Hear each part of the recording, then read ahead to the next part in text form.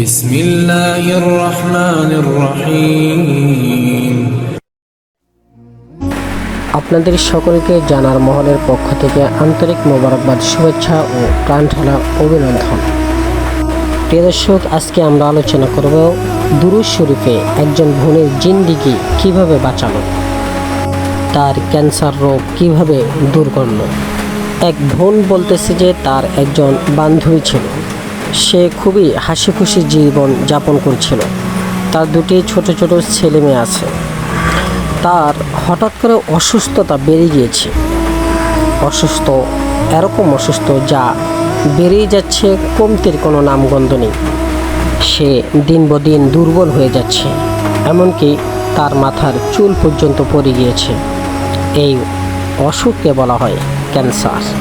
ডাক্তারের পরামর্শে চিকিৎসা চলছিল, কিন্তু তার শরীরের মধ্যে পরিবর্তনের কোনো নামগন্ধই নেই। হাসবে মামুল একদিন সে ডাক্তারকে চেক আপের জন্য বলেছিলেন। ডাক্তার তার সমস্ত চেক আপ করার পর তাকে বিভিন্ন রকমের কলাকৌশলে তসল্লি সান্ত্বনা দেওয়ার ব্যতীত ডাক্তার তাকে দিল কেঁপে দেনওয়ালা কথা বললেন।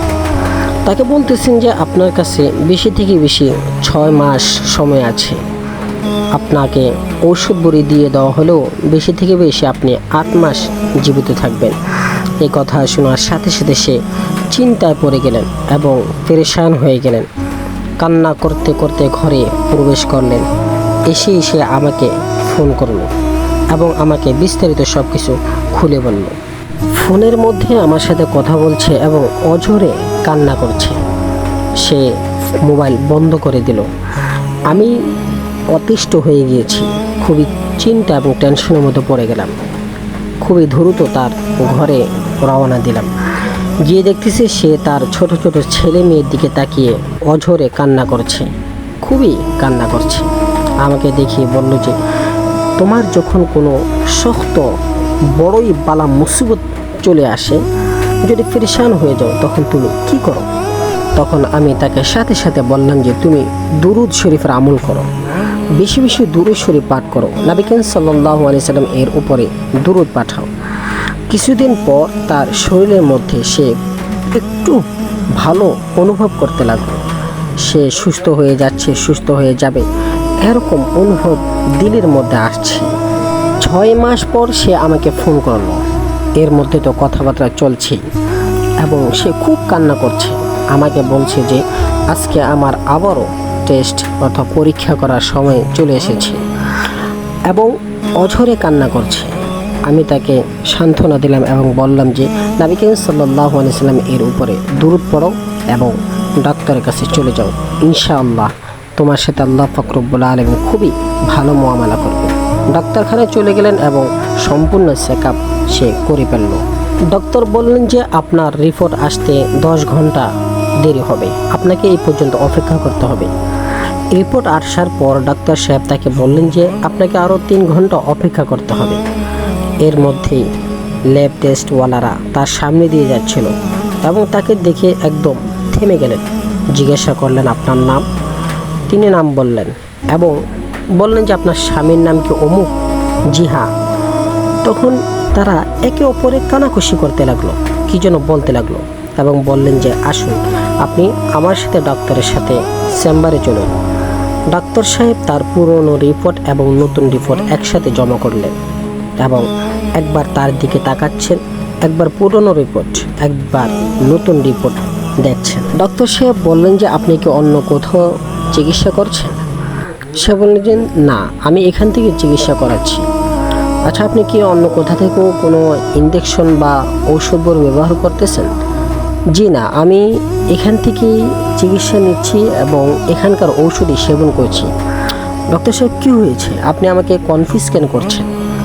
ডক্টর, আমি আপনার পুরনো রিপোর্ট দেখতেছি এবং নতুন রিপোর্ট দেখতেছি। পুরনো রিপোর্টের মধ্যে আছে আপনি বেশি থেকে বেশি 6 মাস জীবিত থাকবেন, এর উপর আপনার দস্তখত রয়েছে। জি হ্যাঁ, একদম ঠিক বলেছেন আপনি। তো আমি আপনার নতুন রিপোর্ট দেখে আমি আশ্চর্য হয়ে গেলাম যে আপনার মধ্যে ক্যান্সারের কোনো আলামত, ক্যান্সারের কোনো নিশান, এই রোগের কোনো নামগন্ধই নেই। আমি এই কথা শোনার সাথে সাথে চিন্তা করিনি যে আমি কোথায় আছি। আমি নাকি ডাক্তারের সামনে বসে আছি, না কোনো চেম্বারে আছি। আমি খুব দ্রুত আল্লাহ সুবহানাহু ওয়া তাআলার কদমে সিজদায় লুটে পড়লাম এবং আল্লাহ পাক রব্বুল আলামিনের শুকরিয়া আদায় করতে লাগলাম।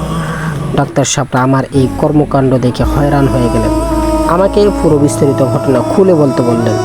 আমি বললাম, ডক্টর সাহেব, আমার এক বান্ধবী ছিল, সে আমাকে আল্লাহ সুবহানাহু ওয়া তাআলার হাবিবের প্রতি দুরূদ প্রেরণ করার কথা বলেছিলেন। আমি দুরূদ পাঠ করতেছি, দুরূদ পাঠাচ্ছি।